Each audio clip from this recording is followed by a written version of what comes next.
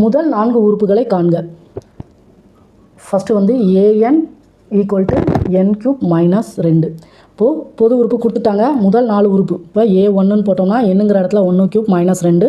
1க்கு என்ன பவரில் இருந்தாலும் 1க்கு பவரில் என்ன மதிப்பு இருந்தாலும் 1 தான். 1 - 2 நமக்கு -1. அடுத்து a2னா n³ 2³ - 2. 2³ மதிப்பு 8 - 2 நமக்கு 6ன்னு கிடைக்கும். அடுத்து a3 3³ - 2. 27 - 2னா நமக்கு 25ன்னு வரும். அடுத்து a4 4³. இப்போது 1 to 25 வரைக்கும் ஸ்கொயர் மதிப்பும் க்யூப் மதிப்பும் நல்லா படித்து வச்சுக்கோங்க. 4 16 16 நாளாக நமக்கு 64. 64 - 2 62. அப்போது 4 உறுப்புனா -1. முதல் 4 உறுப்புங்கிறதுனால -1, 6, 25, 62. இப்போது இப்படி கொடுத்துட்டு இது 18வது உறுப்பு என்னன்னு கேட்டாங்கன்னா a18ன்னு போடுவோம். இப்போ 18³ - 2. இப்போ இதை கண்டுபிடிச்சோம்னா இதோட மதிப்பு வந்துடும்.